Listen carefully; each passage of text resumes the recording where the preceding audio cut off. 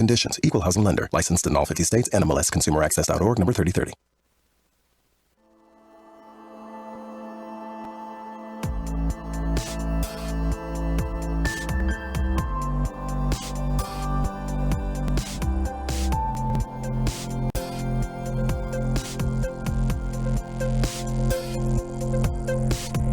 Ladies and gentlemen, you are now listening to the beginning of a new way of living. It's Younger Life.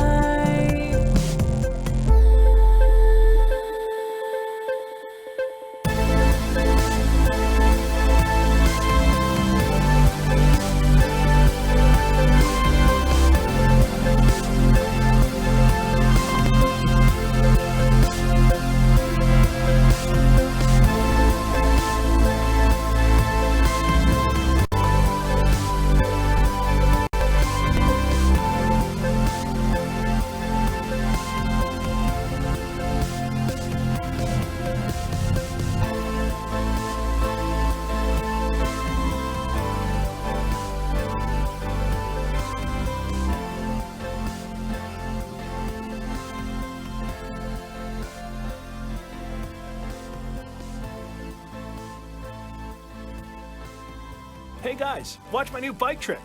Whoa! Accidents happen. When they do, LaPorte Hospital can help you get on the road to recovery faster. With our 30 minutes or less ER service pledge, we will work to have you initially seen by a medical professional in 30 minutes or less.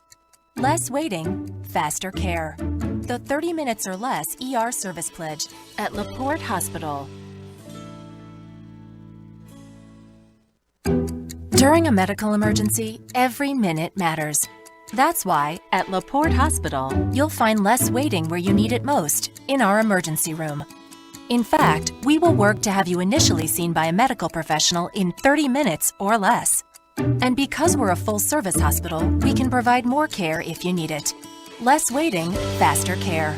The 30 minutes or less ER service pledge at LaPorte Hospital.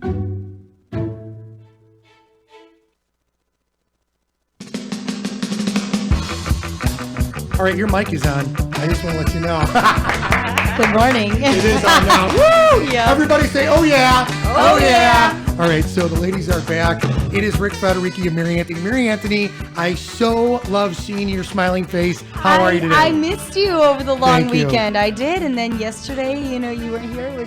It was such kind of a dreary day, anyways. All morning and all day. It was just kind of like rough getting back in gear, and then you weren't here either. So Well, you and I collaborate a little bit, and I was just telling the ladies before we get into the next part of Younger Life Live here, brought to you today by the LaPorte Hospital. We love them to pieces. I brought back, after all the family bonding and the state-to-state trips between Illinois, Indiana, Chicago, Michigan, and then driving Devin back to Kalamazoo.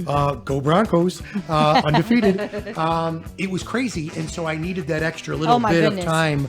Absolutely. Kinda, I'm sure you did. It was just, it was so, it was a nice long weekend. And I feel like it felt like a nice long weekend, which was great. But it was rough getting back in here. So today's much better. I feel like it's so much more energetic today. We got the band back together, family's ladies. back together. Yeah, there we go. So, and today we have Patty with us, and Patty brought Stephanie, which she's fantastic. And this is part 4 already of our diabetes education series. I can't believe it.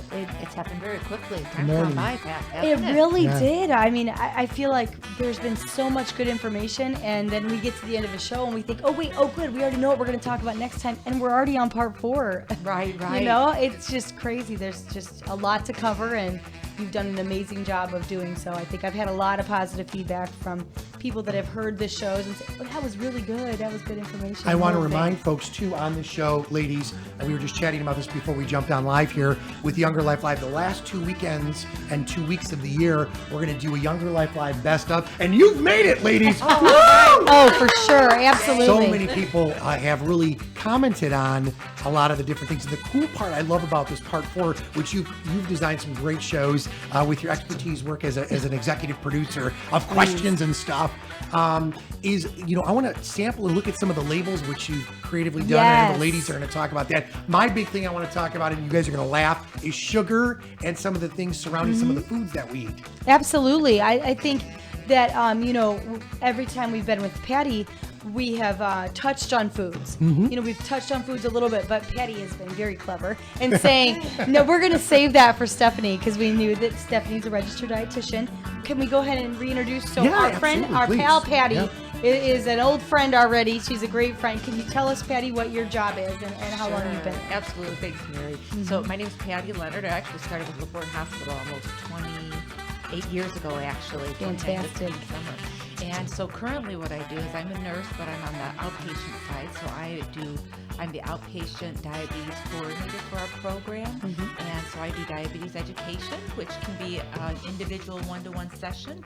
Also our classes. So we see type 1, type 2, gestational diabetics, pre-diabetics.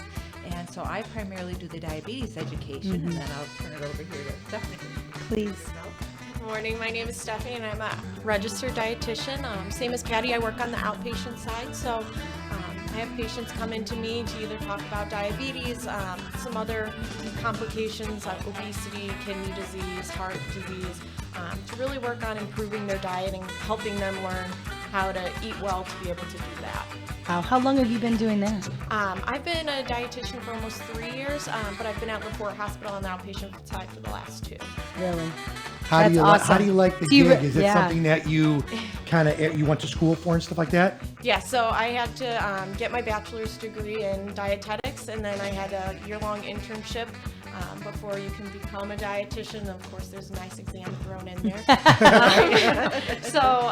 But outpatient side I've really enjoyed because I can kind of spend a little bit more time with the patients. Yeah. When you're on the inpatient, you see them when they're usually not at their best. They're kind of certainly not feeling well. So this allows a lot more time to kind of communicate and help them and see where you can go as far as their diet. Stephanie, I asked everybody this, but I'm curious, what led you to kind of have this passion or to gear yourself for a dietitian? I mean, I think that especially children, they know what a nurse is, and they don't understand that there's so many different types of nurses or a doctor, and but a dietitian is so unique in the sense of your role in the medical field really is so important, but it's just so different. How did you know that was kind of what you were really interested in? Well, starting out, in college, I knew I wanted to go into something medical.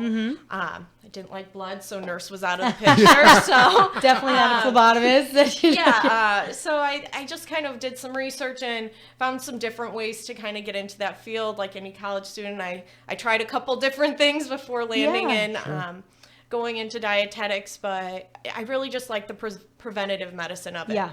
There's so much you can do before to help prevent needing the medications, needing to go through all of the parts of a medical condition with your diet. So I really enjoyed that aspect of it. This to me is so fascinating because as I get older and I realize things that we have maybe utilized in our lives from food, certainly ways that we have, kind of grown up in, my 20s, my 30s, my 40s, now I'm 50, but looking at the young generation saying, oh, this is awesome because I'm absorbing and I'm learning. The other thing I wanted to throw out there, and we were kind of creatively talking offline in the green room before we jumped in, is I cannot believe the amount of work that, and I salute all the college young pros out there, the young men and the young ladies that are out there, because I cannot believe the amount of homework my 2 daughters have for college, and they're working and they're doing all kinds of stuff and activities. It's crazy. And that really is crazy. I mean, wow. I think, oh my goodness, I see why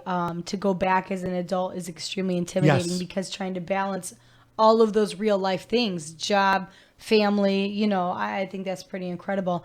What I think over the last year that we've been doing the show, I've been so fascinated by some of the, for like research purposes, when we're going to be talking about something, I'll read up on it or watch a a documentary about something. We've had so many interesting things about the foods we actually take in and the quality of foods that we take in and how we eat. And not necessarily, you don't have to be the strictest of only health foods, but how we eat really can be preventative for years and years and years down the road, health and brain, our brain function. And I just think it's so fascinating and overwhelming a little bit sometimes. Agreed. But I think that's why it's so important that you both do what you do to educate people and hopefully spark that interest in them also. So that way they think, ooh, okay, maybe just a few swaps even of foods that we eat or a few healthy habits can, really make a huge difference, especially, Patty, what we've learned about type 2 diabetes. I mean, it really is spreading like wildfire.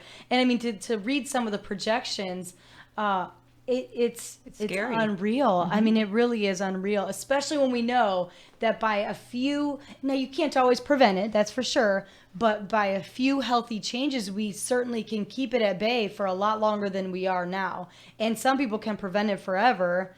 It's amazing to me. So I think that it's so important what you guys do. And that's why the series has been such a big hit, I think. I agree. Right. Agree with you. And that's one of the things, preventing diabetes is one of the aspects of that we go after as well, too, to make sure people are really fully informed. So we offer like a free pre-diabetes class that Stephanie does because it's really targeted on nutrition and understanding it, and usually weight loss that comes along with some of those small changes that you were talking about. And Stephanie incorporates that all the time. Very small changes once she does like an individualized food plan or meets with an individual. So those real small changes that Stephanie works with to incorporate makes these huge differences in people to help the preventative aspect of becoming diabetic. Wow. So type 2, just I do want to reiterate some of the Absolutely. key points. Key points for some sure. of these key points that we've talked about over the series. Okay. First of all, when we do talk about diabetes prevention, type 2 is preventable. Type 2, for most cases, yes. So, you have a good number of people that can help to reduce the onset of diabetes and maybe even prevent it as well. Right. So we talk about like the risk factors. There are some things you can't control. Right. Age 45 and older, family history, what your ethnicity is. Some are at higher risk. But there are definitely some that you can control to either delay or prevent diabetes. So that is having a healthy weight, right? Being active and not sedentary. And that's a strain, or that not a strain, but that's more challenging for people in our society nowadays because we're just not out doing physical activity, and we have to really incorporate that time. So really taking a look at if we're overweight, losing some weight. Sometimes you may not even think you're overweight. It might be 10 or 15 pounds because our vision of what we think overweight is might be, oh, there's no way that I'm overweight. But really, like even a 10-pound weight loss sometimes for somebody who's 160 or 170 can make a huge difference. I want to point out about weight loss. One of the most profound things you said that just sticks in my brain is something as simple as, now I know weight loss is never simple. It's true. Not it really for me. isn't. It's not for me. I mean, It's wicked. I have been one of struggle all those the time. typical, my whole adult life yo-yo ever since I had my first babies. Gain and lose, gain and lose. That's the way it goes. But I loved that you pointed out for 7 pounds for every 100 can make a dramatic difference in your risk factors. Absolutely. So, So in other words, if you're talking- 200 pounds, if you dump 14 pounds, Right. you're that Which much. I know is still a lot, but it's not like you have to do that overnight either. No. But just in general, and honestly, if you do, that's not healthy either. I mean, because that's not gonna probably stay off. Right. It's That's not- not going to be fat in That's that amount it. of time. Yeah, right? yeah. It's So gonna more fluid. I love that that you pointed that out. I feel like that's attainable. Like that's why it sticks out in my brain. Sure. I think that is something that I feel like is a goal that you can tackle because it is over time. It is over small changes, and it isn't this huge number like, oh, yeah, I have to lose 30 pounds. That's a ton. That's hard. You know what I Right. mean? I just think even if that might be true in some it's cases. hard to not only lose it, but to keep it off. Well, absolutely. And even And- when it's true, to focus on something that big is just Well, and that's why the me. gradual part, right? Because we know that gradual weight loss is more successful than fat weight loss, like keeping it off. And years ago, I've had the same trouble with my weight as well, too. So I've gone through a number of different plans, and I wish I could say there's a magic bullet, but there's not. Right. But, you know, sometimes I would diminish, especially when I was younger. I'd diminish if it was a quarter pound or a half pound. And my mom would always say, think about it like a stick of butter, you know, just fat, right? And so I thought, okay, if I'm 200 pounds and I lost 14 pounds, I think, okay, that's like 56 sticks of butter on my body. That represents a lot of fat, right? True. And, you know, pick up 14 pounds all the time. Pick up a 14-year-old, or 14-year-old, a Whoa. 14-pound kid. But if you picked up a 14-pound kid when you never have before on a daily basis, you notice that weight. Sure. Certainly. So your heart does, your body does, notices that extra weight. So when you lose that gradually, your body can respond very healthy and well for you. So losing weight, getting rid of high carbs, you know, really processed foods, real sugary foods or beverages especially that we consume, and reducing some of the saturated fats or trans fats in our diet. Those are some of the things that we take a look at. So improving one's diet, losing weight, and becoming active is 3 ways that you can knock down those risk factors and improve your chance of not becoming diabetic. Can you clarify on the getting active what the standard? Right. So standards of care, recommended, exactly. Medical care for diabetes comes out each year with addendums throughout the year, but it is 5 days a week, 30 minutes. So 30 minutes of exercise 5 days a week. But here's one thing that they added in the addendum in October, last month. And that is for every 30 minutes of sedentary behavior, you really want to just get up and move for just a few minutes. Okay, doesn't mean you have to go and work out in a room for 3 minutes, but you want to get up. I don't care if it's some stretches, I don't care if it's walking to the restroom or just around the office area, but you want to get up and move so you're not sedentary for hour after hour, which is so easy to do when you're in an office job setting. Oh, time passes so quickly. Even just sitting down to say write out bills or something, before you know it, you think, how long have I been sitting I'll give you all my bills. You can beat write my mine head out. on the table, you know. Just, how long have you been doing that? That's just a normal at-home task that just time passes so quick, and you think you haven't been up, you know, really, and moved around at all. And that's, you know, Mary, one of the things I wanted to ask Stephanie, and I know we're going to kind of get creative with Younger Life Live today, part 4 of a 4-part series brought to you, of course, by the LaPorte Hospital. Stephanie, like when, you know, we're chatting about different things, my doctor, again, I just recently went for my 50-year-old checkup and did a couple of different things related to that. But I said to him, you know, we were talking about weight, and I'm like, you know, it's tough for as each 10 years goes by, it was never a problem for me from 0 to 35-ish. I was like rocking it. I could do anything. Then as the years beyond that started going on. But I wanted to ask you, if you don't mind kind of expanding on from the carb standpoint. I hear people constantly say pastas, and breads. Is that, if you don't mind me asking, just kind of in a nutshell, if you stay away from it or in moderation, because it's tough. It's like even over the holiday weekend, I'm like, stay away from the bread, stay away from the bread, stay away from the pasta, stay away from the lasagna in my own personal groove. Is that going to help, or can you still live a little bit, or no? It goes back to a lot of moderation. So we talk, especially with diabetics, about the carbs, right? Because those are the foods that will raise their blood sugar. So the pastas, the breads, the cereals, your fruits, your starchy vegetables, our milks. And so we kind of emphasize that. And the media has kind of taken it, and there are a bunch of different types of diets, like the Atkins or low carb diets, high fat diets. Low fat diets that people kind of go off of, and kind of as Patty's saying, there's no really one plan for everyone. When we're talking weight loss, it's really more important to pay attention to the caloric balance. So our carbs are part of calories. Calories come from the carbs, proteins, fats, and alcohols.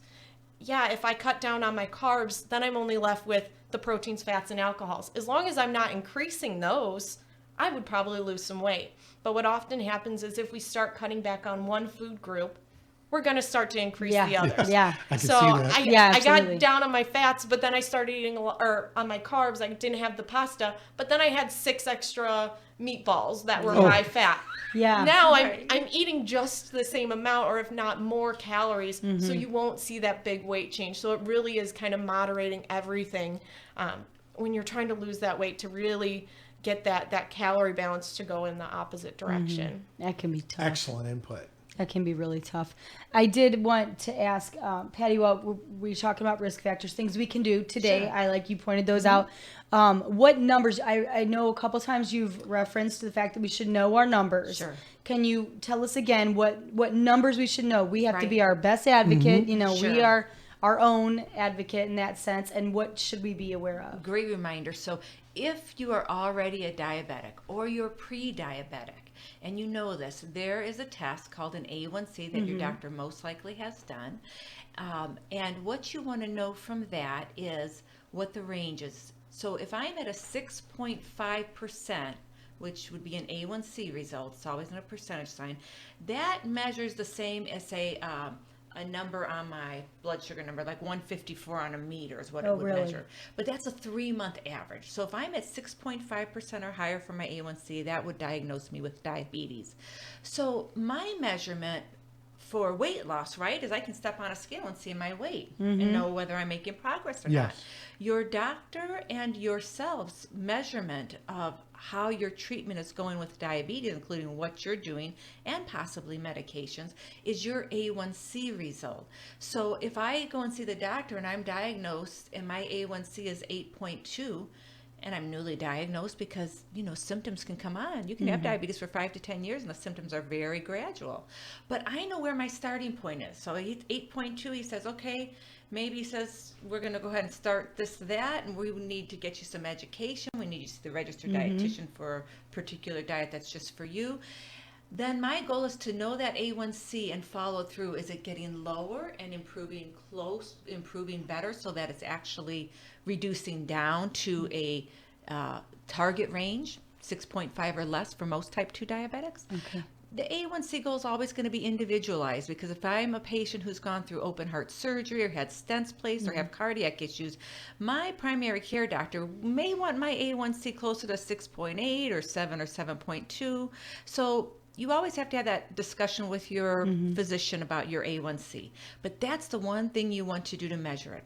Now, let's say you're a diabetic and you're just testing your blood sugars day to day. And you're like, I don't know, I'm 180, 200, 220, and this is my norm for me.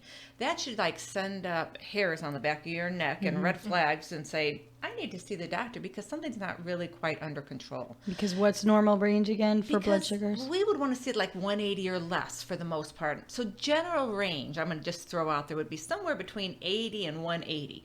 And why is there such a broad range? Well, listen, if I'm a type 1 diabetic taking insulin and I test, 2 hours after a meal, my blood sugar's 180, rock on, that's good. Okay? Even for a type 2 diabetic, according to some American Diabetes Association guidelines, it's 180 or less. But if you're waking up in the morning and you're 180, that's high. So I have to give a broad range for people. So I'm just going to say, listen, if you're routinely 180s to 180s or higher on a regular basis every time you're poking your finger, or for the majority of times, you should be talking with your physician to be able to say, I'm not so sure my diabetes is in control, or do I need some help here? What's a non-diabetic average again? Okay, so a non-diabetic average, like fasting in the morning, would be 60 to 99. Okay. But certainly if you had something to eat and things like that, if you're 140 or less, that's fine. Okay. Yeah. I was just curious, not even, non-diabetic. yeah. So here's my question. You and I have chatted about this with Patty and other things leading up to our 4-part series here. The final segment, by the way, brought to you by the LaPorte Hospital. So we're bonding now with Patty on this. So we shift the roles, and you and I chatted about this. So now Stephanie's in the picture. Someone has been diagnosed. Right, once they've gone to their doctor. Once they've gone to their doctors, and we've kind of bonded on that. Now the role of Stephanie at this point, you're going to grab that information from the doc and from the pros that you're working with, your team of professionals, and then that's where Stephanie comes into the picture. Is that correct? Right. So once someone's diagnosed, if I'm right, then they see you for education, kind of learn what's going on in their doctor. Is it the doctor that coordinates the visits? Is it one visit? Is it multiple visits with the registered dietitian? How does that happen? So generally, yes, you're right. They go to their doctor first. The doctor will send over an order basically saying, hey, this patient does have diabetes. They need some education. The amount of appointments is really individualized depending on what the patient needs. Oh, okay. Patty and I work pretty closely together. So whether they see her first or myself first, can vary, but it just depends on, they come in, maybe they're doing really well as far as their diet, but it was the case where it was the uncontrolled risk factors. Then they might only see me 1 or 2 times to do checkups. But if it's a different type of patient who maybe wasn't eating the best, didn't do a lot of activity, we might kind of follow them a little bit closer for a little bit extended period of time, just to make sure that, hey, they're getting on track and they're able to keep it there.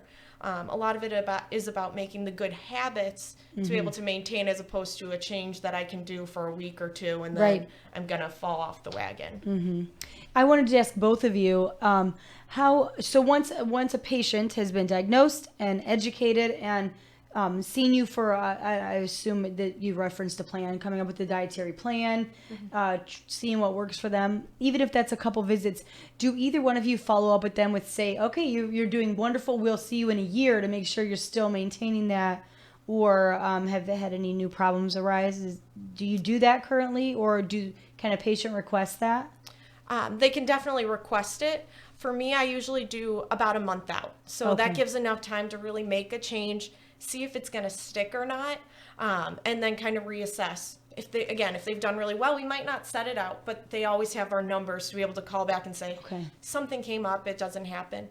One really great thing is that Medicare will, for our patients that do have that, will generally allow for follow-ups every year. Oh, so that's 2 nice. hours worth of Nice. follow-ups for myself and for Patty as a diabetes educator and a dietitian. So we do try to get them to come back in, because you're right, your lifestyle changes after a year. Your disease process changes after Well, that's that year. what I was thinking, the disease process. We've talked about that, Patty, on how it progresses. Even if you're doing the absolute best you're supposed to, it's still going to have a progression of some sort. So I think it's vital to maintaining that the education part still remain in there. I mean, so you brought up a great point, Stephanie, about Medicare. What about regular insurance companies? I think that should be some of the focus when we're talking about reevaluating insurances and stuff. That's key. If they want to stop diseases, we have to learn better prevention and management. I mean, I think that to stop the spread of it, that's the only way people are going to learn about it. Access to diabetes and nutrition services is really important. It's finding out where those barriers are, and insurance coverage is definitely one of those issues and concerns. And being that there's so many variations of Medicare and so many variations of commercial insurances and of Medicaid, it's difficult to keep track on it all. So even for the individual seeking out diabetes and nutrition counseling, it can be so cumbersome at times. Right. I'm thankful to say that LaPorte Hospital started doing prior authorizations for our clients. So when a doctor sends in an order, usually it's a comprehensive order for diabetics. If it's somebody that's just for obesity or end-stage renal disease, like Stephanie mentioned, it would just be for a registered dietitian. But for a diabetic that comes into the office, they get comprehensive. And what that means is Medicare Part B pays 80% of diabetes and nutrition, which would be diabetes me, nutrition for Stephanie, up to 10 hours for diabetes education and 3 hours for just nutrition.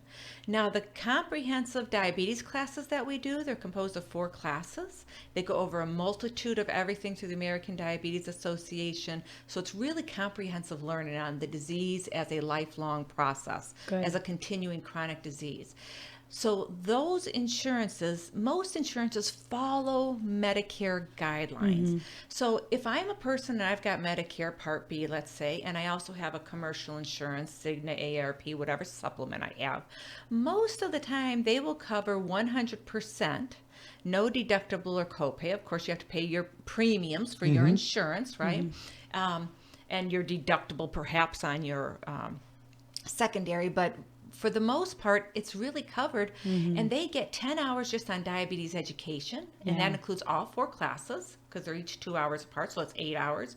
It includes an initial assessment with me, and then that's 9 hours, and they have another hour for either a one-to-one or for a group refresher course, or in some cases, people do very well with just an individual follow-up, so they may have 2 30-minute follow-ups. That's nice. I know that sounds choppy, but I'm just trying to say that all insurances aren't the same, and at least what we're doing now is we started the prior authorization. Yeah. The important part of how do we get people with a chronic illness back into the hospital for follow-up. So one of the things we did this year, just actually this month, is sent out a bunch of reminders to our clients in our database, which was over 1,300 to 1,400 people for both LaPorte and Stark counties that we have seen, just as a reminder that we're here, that you have follow-up, because Medicare says, listen, you can come see your registered dietitian or Stephanie every year for 2 hours every year. That's good. You can come in and see myself or Clarice, our other diabetes educator, Clarice Largen, for 2 hours every year. And so what happens is people come in for that first year and they feel really good. They feel empowered. They've made some success with Stephanie, some success in classes. But then down the road, maybe hypertension develops or maybe it doesn't. Maybe they've done really well and then they played with their carbs and, are we all perfect? No, Certainly not. Those mountains and valleys come back. So we start gaining a few pounds, and sometimes we need to be held accountable and see somebody and work with somebody to say, what am I doing? Oh, you mentioned something about eating more fats, and I didn't realize that when I was watching my carbs, but now that you say that cheese and sour cream and that bacon and sausage, there seems to be a little bit more fat in my diet than before, right? Yeah. So having both of them and having the continual follow-up is really important. And that's one thing that we even are reaching out to primary care providers that says, hey, we've done a significant job in the last 5 years from when I started to get newly diagnosed type 2 diabetics into our offices. But now let's not forget those that have had it and probably need a refresher. I think that's key. Do you think, as we look at it, do you ladies think that is enough time, what they have allowed, like with Medicare and stuff? Is it enough time?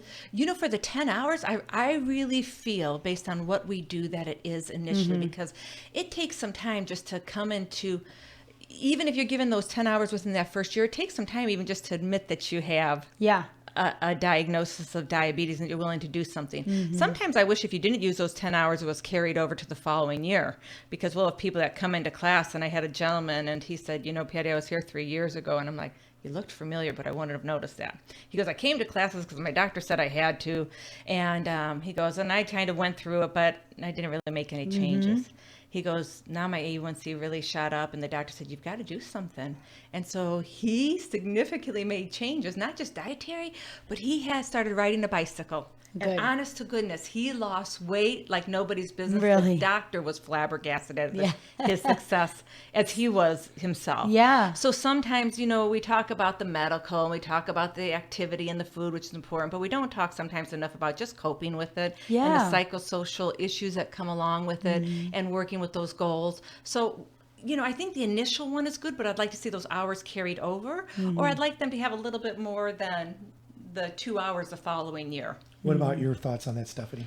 I'm very similar to Patty. So not only for those diabetes classes do they also get nutrition in that class. So they get kind of hit with a couple hours there along with their initial 3 hours and then the 2 hour yearly follow-ups. But again, it's very individualized on the patient. Some do so well and are able to just have that attitude and ability to maintain, where others do kind of need that extra help. The one nice thing about my job, or the MNT portion, or the medical nutrition therapy, is that I can request more hours if they do have a change in their medical history. So if someone does develop kidney disease, I can request more hours, because that's nice. We used a couple to get this diabetes still in line, but we still need to work on this, or the high blood pressure, cholesterol, things like that. So truly, there are some good things about our healthcare system that we can kind of work with to get those benefits that the patient needs. It's encouraging that you point out. I didn't realize. That's what I was so curious about. Is there any allotted time for follow-ups? And it's encouraging to hear that there is. And I hope that everyone needs to take advantage of that. I feel like that's just a waste if they don't. I mean, especially if they're working hard towards making the changes, they should be able to come in and meet with you and then feel that empowerment again and know I can do this. I've got this. I might not always be the easiest, and certainly you're going to slide every now and then, but I think that is key. I really encouraged. I didn't know if that was even an option, so I'm glad to hear that it is. Kind of interesting too on the point that Patty brought up. Most typically men, but I'll just say in general, a lot of us would have that tude being okay. Yeah, I'll get to it, or not really change or try to adjust or tweak it a little bit until it gets to the point where you're like, you have to do something now, right? Or it's time. Thank you, Mary. It's time. As our wives or our significant others say, it's time, Mr. Federici. But you did. So I wanted to say, because I was like, woohoo, when you said you went for your exam, right? Turn 50 and you do that. That's wonderful, because honest to goodness, the male population, our society, females get into it much quicker in life, childbearing and other issues that may draw them into the medical arena and primary care physicians. But for our men in society, a lot of times they're not getting it until much later in life. So until there's a problem, to you, Rick. That's until there's a problem, a lot of people don't go unless they're having an issue. You're right. You know, and right. Then sometimes those issues could have been prevented, or at least been much smaller in the scale, of things that are a big deal if you just had gone right away. So do preventative. I like that. So totally agree. And we're going to get into your cabinets coming up next. We are. We're going to talk about, I want to get into the difference between carb counting and calorie counting. And I did bring some snacks. I didn't bring no yogurts or fruit or veggies, nothing out of the fridge, just out of the cabinet. I brought literally a few snacks to see kind of how poorly they rate, or to say, hey, this one wouldn't be so bad, or like Patty has pointed out, you can have anything you want, just in moderation. So we need to talk portion size. I think that's a big deal. That is a little overwhelming when you're thinking of, I don't want to pull out the measuring cups for everything. I get that, especially when you're going somewhere, or you bring snacks with you to a ball game, which I pack a bag all the time for my kids. How do we gauge a quick portion control? For myself, I'm sitting there while they're snacking and I'm staring at the game, or it's a close game and I'm like, ooh, nervous nibbles. I've got it, Nervous nibbles. That's the name of our new band. So I definitely want to get into that for sure. And absolutely. Well, the other thing I want to grasp some more knowledge from both the ladies, because this, for me personally, it's hard for me to understand. Are these good calories, or carbs are good, and these fats, are they good fats or bad fats? And it's like labels are tough. Labels are tough. They are, and for a lot of people. Well, exactly, and even not those that are dealing with pre-diabetic or type 2 diabetes or any diabetes, but just in general, it's hard to kind of wrap your brain around that to find the healthy balance in there. So it's definitely needs to be addressed, but I know we need to take a little break. We need to take a little break. Okay. Nick Cohn is our executive producer. Thank you so much, Stephanie, Patty, of course, Mary Anthony, Rick Federici. We're inside of a really cool 4-part series on diabetes, brought to you, of course, by the LaPorte Hospital. And we'll be back coming up next here on Younger Life Live. Thanks for tuning in today. We really appreciate it. Hey guys, watch my new bike trick. Whoa! Accidents happen. When they do, LaPorte Hospital can help you get on the road to recovery faster. With our 30 minutes or less ER service pledge, we will work to have you initially seen by a medical professional in 30 minutes or less. Less waiting, faster care. The 30 minutes or less ER service pledge at LaPorte Hospital.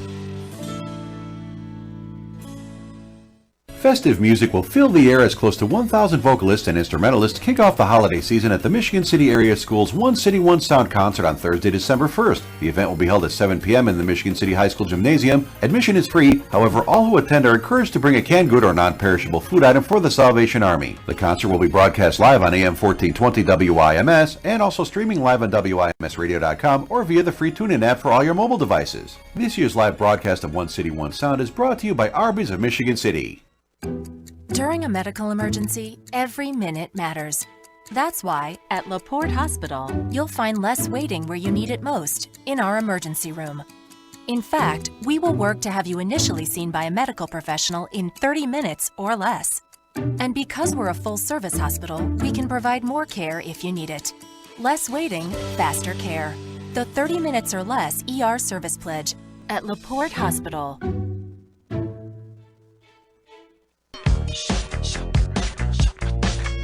She says, don't take them away from the kids, Mary. but she's not talking about the cookies. She's not talking about the cookies, though, that's for sure. Younger Life Live, of course. Thank you so much, LaPorte Hospital. Rick Federici, Mary Anthony. So before we took a quick time out Yeah. to kind of take care of LaPorte Hospital, we so thank them for their great sponsorship. We have the ladies back, and this is part 4 of a 4-part series on diabetes. Right, and this is a good one because this one is diabetes education with the nutrition side of it too, the nutrition education while we're talking about it. And there are so many things. I mean, there's so many questions that I have. I did want to talk about superfoods. You know, Patty, last time we kind of touched base on a few superfoods that were really good if you are diabetic. You know, olive oil was one. I remember we had gone through a little list quick at the last series. I wanted to ask you, Stephanie, the term superfoods gets thrown around for everything. You can pick up any magazine with a health article in it and see, oh, superfoods, you know, good for your brain. You're never going to have cancer in your life if you eat this. Are they a real thing? Are there real things that we need to really work to incorporate into our diet, and why should we be doing those things? So basically a superfood is just meaning it's nutrient dense.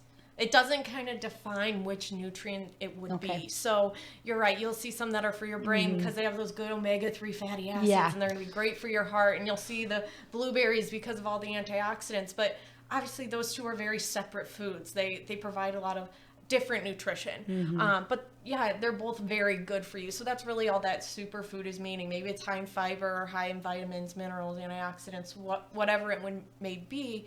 But it doesn't mean that you could live off of this food. You can't live off of just olive oil or just blueberries, just fish. So it's getting those foods, but getting them in a good variety. You know, I use olive oil to cook, and we have fish a couple times a week. We eat some good berries to get the vitamins, the minerals, antioxidants. So they are a thing, but it's not all encompassing. Still needs to be diverse, right? Exactly. Yeah. You know, when you mention olive oil, and this is such a random thought, it just pops in my head. When we had a vegan chef on once, I said we primarily use olive oil to cook. And she said, oh, that's really fatty. Well, we thought it was good for you. Yeah, we did. So we were like, what? Well, here's another part of that confusing. It's very confusing. Subject. And so she had said, try grapeseed oil. So I thought, well, I don't try anything. So I don't care. So I actually bought some, and I mean, it's fine. I still primarily use olive oil. I just like olive oil. But I wanted to ask, is that still, as far as diabetics would go, if they wanted to go to grapeseed oil, is that is it the same, or nutritionally is olive oil still better for them? An oil is an oil. Okay. So they all are going to have some fat. Yeah. That's just what they're made of. Whether it's olive oil, canola oil, vegetable oil, the grapeseed oil, that is the definition. They're all going to have that same caloric balance. But it's just dependent on whether it's more of the healthy unsaturated fat or the less healthy saturated. So any of our liquid oils are going to be a little bit healthier for you. So the canola, the vegetable, olive oil are all great because they're mostly that unsaturated fat. Again, still all high calorie items because they're fats. Yeah. But they're going to be better than things like your butters or your lards because those are more of that solid saturated fat that's not going to be good for our cholesterol or for our heart. But again, calorie-wise, they're all going to be pretty equal. Okay, we have 2 columns we're starting. Yeah. Okay, column 1 is okay for olive oil and some of Yeah. the oils. Yeah, oh, absolutely. That was a great question. Thank you for that. Very cool answer. We were like, great question. Right. We were a little shocked. I think we had a little bit of culture shock going on because by the end of the show, we thought we had better live on water. Yeah. Because I was just shocked thinking some of these things we can't have, you know. So that's great. So that's perfect to know. I mean, obviously, I know olive oil. I mean, you know, olive oil in moderation. People use it to dip their bread in. You know what I mean? I don't do that typically, but occasionally I do, and I didn't have to quit that. So I like that. I like that you pointed out too that the liquid oils are better because they're lower in the saturated fats versus our butters. I mean, I love butter too, but you know, I can see why that's better for you, and I think that Can I is ask an a question easy while vision. you're on Yes, butter? please. And I know that we're kind of jumping around. Okay, so I can't believe it's not butter. And again, we're not recommending or saying anything. I'm going to tell you that at my home, we have butter for baking or whatever, but it's not really used a lot. I can't believe it's not butter. Could be used.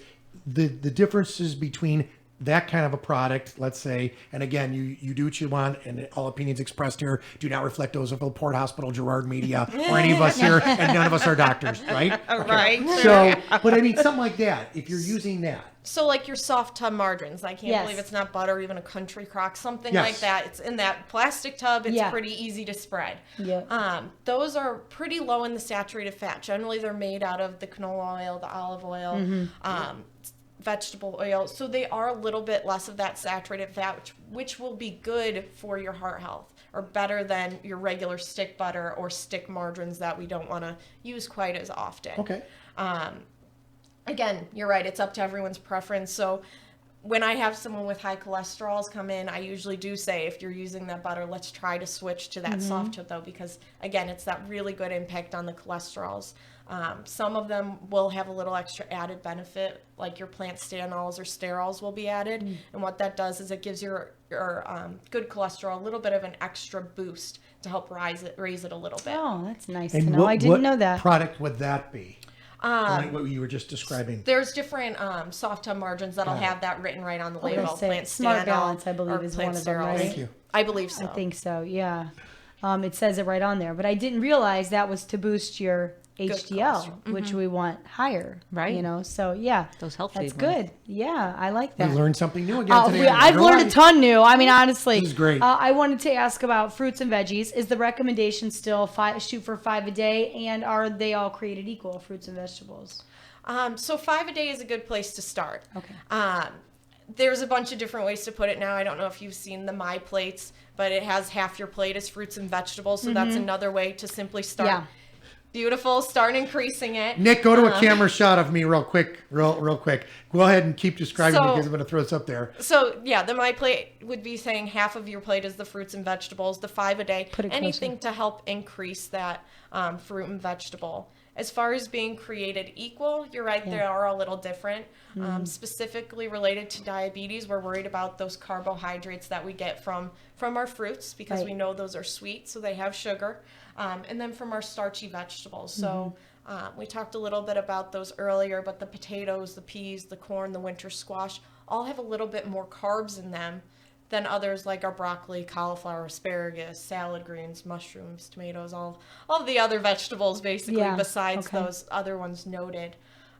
So it is still something to pay attention to and just to get a variety of.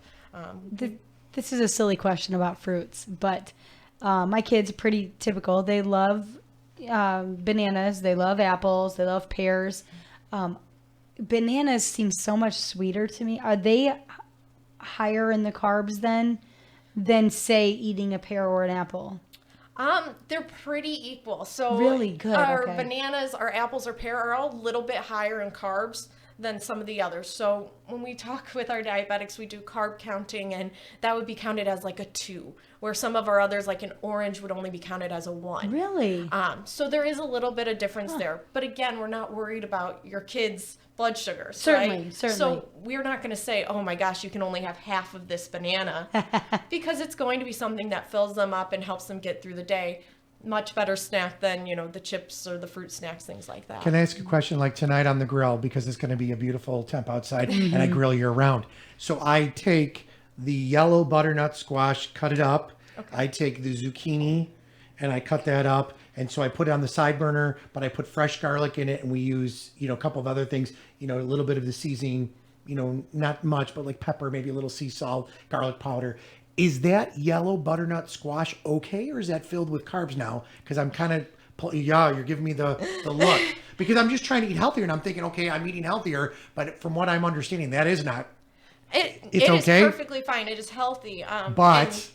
And I never like to say, don't eat those vegetables, but our butternut squash does have a little more carbs. So it's just looking at what else is on your plate. So if I'm having it with the green zucchini, which will be low, and I threw some onions in there, and I don't know what else you're throwing, some garlic, perfectly fine. Then I'm just going to say, am I having another carb side or high carb side on my meal? I had my piece of meat, that'll be my protein.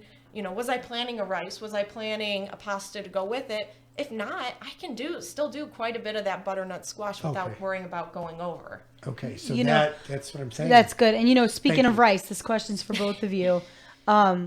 whether it be calorie, which I realize, Stephanie, more you could tell me, and Patty, you tell me more, brown rice versus white rice. Is it really that big of a deal? Is it healthy, brown rice or whole grain rice? Should we really shoot for that, diabetic or not? Truly we should. So what we're getting with that brown rice compared to that white is that increase in fiber and vitamin content. Really? So when we have our brown rice, that's kind of our natural form. When we turn it into the white, they're just taking off that outer shell, which has a little bit more of that fiber and more of that nutrient. So we're really removing a really good part of that grain.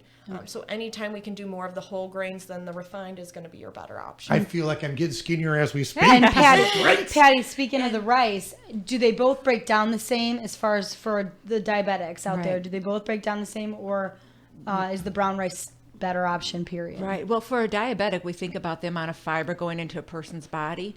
So like whether it's white rice versus brown rice, or a piece of white bread versus a piece of whole grain wheat bread. If you have fiber in there, your blood sugars don't get absorbed as quickly into the system, your body, so they don't spike as quickly. Okay. So we would want to, in the best cases, of course, there's going to be times if you can choose a healthier rice like a brown rice, or a healthier whole grain bread like a wheat bread, beautiful. But if you have times where you're choosing a white rice, that's okay too. It's just making some of those healthier choices. Okay. And Stephanie might have said too, the carbs are a necessary part of the meal, diabetic or not, because they are going to be the body's preferred fuel source. So it's like when Rick's looking at her about the butternut squash, it's hard to answer that because she doesn't know what's on the other side of the plate or the whole meal. So yeah, I love roasted vegetables, and most of them are non-starchy. But if I eat like a couple cups for my dinner, because I could care less about a piece of meat or something, I know I'm going to have some carbs in that. Whereas if I'm just eating like a half a cup, not so much. But if I've got a couple cups of just roasted vegetables in there, that's okay. That's a little bit of carbs. I could still have a half cup of rice, and if I wanted a little low sodium soy sauce to throw in there, whoop-de-doo-dah, because I can look at that whole meal and know my carb content. So that's where you get to have some choices in how you choose to spend your carbs. So if you want that brown rice, I like brown rice, but if I decide to make a homemade rice pudding once in a blue moon when my mom's over, I'm using an arboreal rice. I'm not using a white or a brown rice, so it's gonna have a lot more carbs than just that rice. Let me tell you, right? Yeah. But I can plan that dish, so it's good to know, like Stephanie says, the nutritional value of each item. And granted, you can't do that. So she gives really great examples when she's talking to people about, choose the liquid fat over the solid fat. Try and choose some of your whole grains over your more stripped grains like the white rice or the white bread. But yeah, wheat or fiber in your diet is really important because it does delay the spike in the blood sugar. I see. This My would goodness. be See, an there's just, unbelievable- I feel like we could do a whole incredible. show just on portion control. We or want you to portion come size. back. We want you to Honestly, come back. I feel like it's very difficult Seriously. to try to gauge portions, like I was saying, without measuring everything out. And I realize a lot of people just aren't going to do that, or aren't going to do it if they're not at home. Or don't understand it. And I That's really like- think that that's it's key. very confusing. You know what I mean? So, my goodness, I have so many things I want to know. And so the snacks, let me just show you a few of the normal snacks. And you say, of course, nothing is totally off limits, but I just mean, you wouldn't want to have more than a couple of those. Okay. For instance. Sure. Oh, are we even allowed to show brands? I didn't think of that. Well, just go ahead. Okay. I didn't think of brands. You can probably put a little. I have something grams. No, I have Teddy Grahams. I have the Bear Grahams. No, it's cool. Teddy Grahams. We love these, and I feel like this is a great snack. Like I'll get these out and cut up an apple a lot of times. You know what I mean? My kids love these, or they'll put a handful of them in their lunch. Thoughts on that, ladies?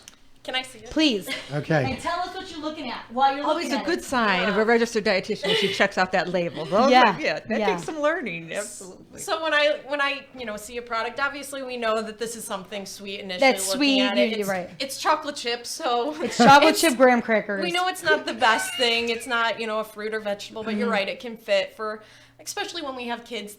They need a little bit of extra energy. Their bodies burn energy if they're active, if they're in sports, they're running around. They need some energy-dense foods. So again, it can be fine. The couple things that I'm going to look at will be the serving size, because that's just what the company is saying is a serving size, but it gives me an idea what everything else is talking about below. Okay. So 24 of the little pieces are bears. Yeah. And then looking at a couple different things, the calories, so 130 for that one serving of 24. Again, it's going to be individualized. If I'm really staying on a strict calorie count diet, it's just going to depend if I want to waste my 130 calories on this, or do I want it for, some extra vegetables at a meal or something that's got a little bit more of that whole grain to it. Saturated fat is 1 gram. That's pretty low. Again, sometimes people have to watch that for their cholesterols. Carbohydrates, 22 grams. AM 1420, if someone was WIMS, looking at Michigan this City, and knew their a blood Girard sugars would Media be Company station. kind of a little bit higher because of that, maybe they already had their carbs for that meal, they might pay a little more attention. I have a salty one. I know we have no, we're time good. left. We just did the legal ID. We're good. Okay. AM 1420, I have WIMS, a salty Michigan City, one. a Girard We Media love Company. almonds. And I know almonds are supposed to be a healthy snack. You want me to give that over? I typically buy the low sodium ones, Okay. just because we still like them roasted and salted, but they're just low sodium, and honestly, they're delicious. And my kids eat them very, very well for a snack, and I do too. We love fruits and veggies, but we don't always want. I don't want to call those cold snacks, but we don't always want something like that. We want, you're craving something salty or something sweet, and that's why I try to go for things that aren't ever in a 2-pack or big, or if they are in a 2-pack, we break them down. Like you want something that's not terrible. How are these as far as? So the almonds are always we talked about that a little bit with our healthier fats. Yes, they are solid, but they do have that good unsaturated fat in them. The one thing with almonds or any kind of nuts is, again, they're low on the carbs. So carb counting wise for a diabetic, they might say, oh, these are a great snack for me. Yeah. But we got to pay attention to that total calorie if we're trying to lose weight. Again, if we have someone that's active and needs those extra calories, these are great for that. But if we have someone that's less active and just kind of likes to munch on them a lot, we have to be really careful, because this will tell you right on here, 28 nuts is 170 calories. Yeah. So I could sit here and probably eat this whole thing pretty easily and then not realize it. But it's just kind of thinking, again, how much can I handle at this point in time, or how much energy do I need? This is such a personal question for both of you. I have to ask you both. What's a favorite, like, just go-to munchie? You get the munchies snack of your guys'. What do you? One of the things that I do when I'm really good, truthfully, is I usually have nuts. And while I like salted or lightly salted, I really try to watch my salt just because of my kidney. But so I buy raw nuts, and then sometimes I'll just throw in some lightly salted ones too. And I usually buy larger bulk ones and mix them up. But I'll throw in raisins or craisins. And so I like to have those. I like having some of this is just me for my own personal preference, some of the Lara bars. It's really, We've tried those. Dates and a nut, usually dates and nuts, and sometimes some other fruit in it, perhaps. But it doesn't have a lot of protein for me, which is fine, but it's enough to get me through meal time or sometimes even for breakfast. But some of those things I do really good with just having a jar of peanut butter or almond butter and where I work, so that sometimes I'll leave a loaf of bread or some bread in the fridge, and if I'm hungry and haven't done anything, I'll go and grab that. And one thing I have to say is, like, sometimes when you want some chocolate, I don't know, the Fiber One little bars. I love them. Sometimes, yeah. Now you the don't oats and eat chocolate two on the ones, first day. The oats and chocolate. I've had I've had like a brownie. My kids one. love those. Are delicious. Those little Fiber One oats and chocolate one. That's Those one are of my good. 6-year-old's favorite. And Her eyes lit up. Yeah, I know, right? But I love sometimes you them. need something. I'm like that. Sometimes I want something sweet, and even the Fiber one comes like in the brownies or the lemon bars, some of the square ones, and those are nice to have because they're calorie controlled. They're in an individual pack. You know, most of the stuff I try to buy in bulk and bring together, but there's times where I'll splurge on those individual servings because it helps me to control. Well, it does. It's taste. nice when there's only one in there. That's the thing. That's the hard part. But you know, those little Fiber One granola bars, I've said so many times to even my kids. A couple of my kids don't like them. The others do, though. It's better for them than a candy bar if they're dying for something sweet and really want it. Or many times I open a couple and I cut them into pieces and have, you know, fruit or something with it on a plate and just take it out. Like when we've got a group of kids, which is always the case. We always have extra kids over. I'll put those on a plate and bring out. We always do sweet, salty. Like we do that a lot. And that goes so good together, and they really are satisfying. It's really good. I'm dying to know with Stephanie. I know. What's your favorite snack? Stephanie. I gotta know. Because do you seriously only snack on fruits and vegetables? I'll be honest, I don't, but I am very regulated. Really? I have, Patty sometimes makes fun of me because I'll be like, well, it's my morning snack time. This is when I have my fruit. I'll bring an apple or I bring one of those small fruit cups. I am very much on a pattern for that, and I have my yogurt at like 2 or 3 o'clock because that's my next time where I get hungry. So I'm very much kind of on a schedule, especially on work days. Can I ask you what kind of yogurt?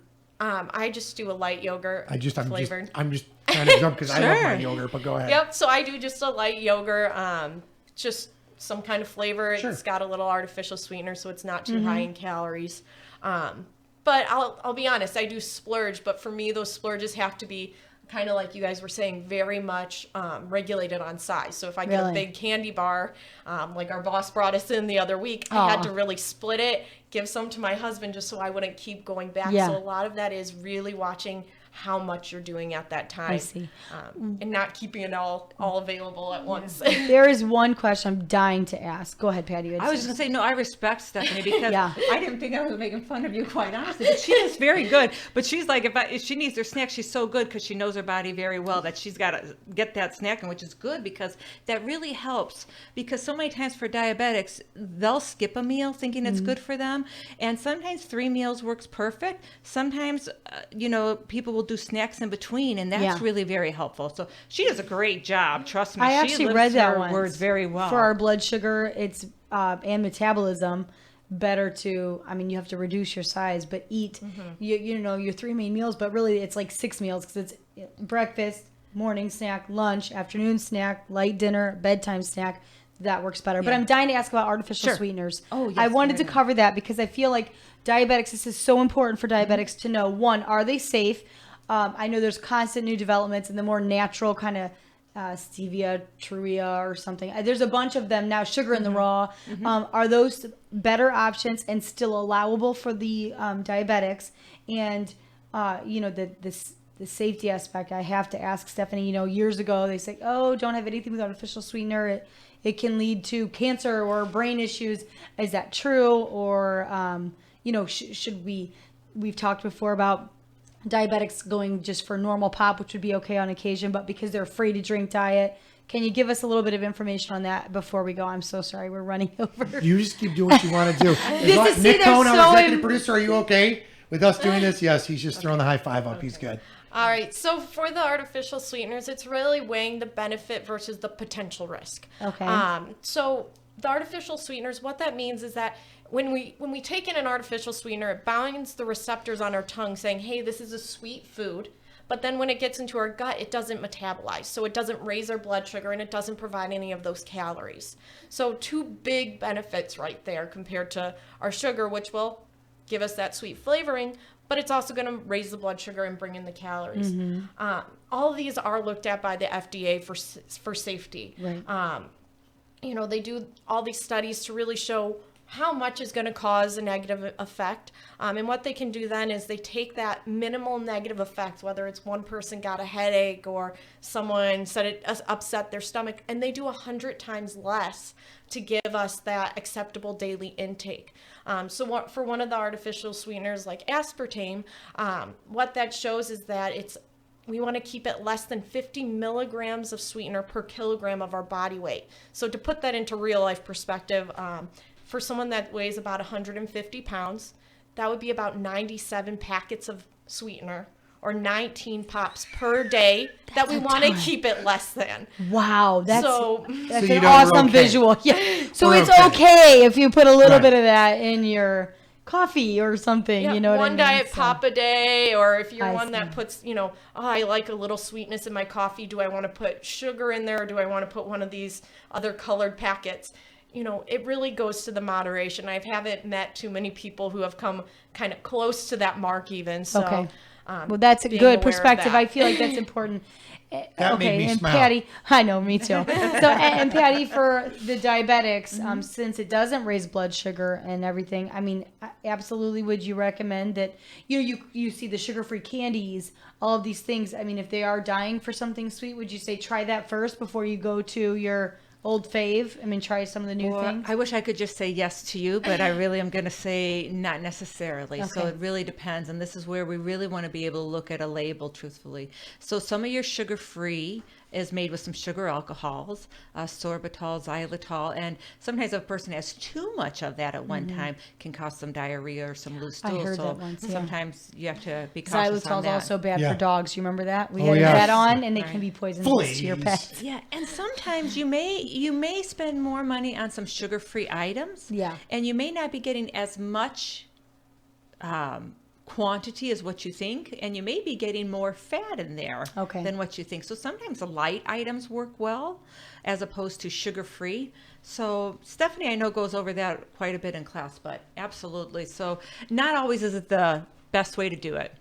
Well, I have to tell you, it has been an absolutely phenomenal show. Part 4 of a 4-part series, the extended version. I know. Which Thank you. I I'm so appreciate. sorry You to guys keep are you awesome. over, but we No, it was appreciate it so wonderful. much. There's so Wonderful. much we wanted to cover, and to reiterate and clarify for people that have been listening to the series, because it really has been fantastic. I've learned so much over the last few weeks, and we were so glad, Stephanie, you could join us today. And Thank you for your knowledge and Oh, intellect. thank you, Thank both you of you, for coming. very much. Thank you. Appreciate it You've been very great, much. so. Thank you. Well, on behalf of us all at Gerard Media LLC, LaPorte Hospital, of course, our great sponsor of Younger Life Live, I'm Rick Federici. I'm Mary Anthony. Thanks again, guys. Thank you. So much. And nothing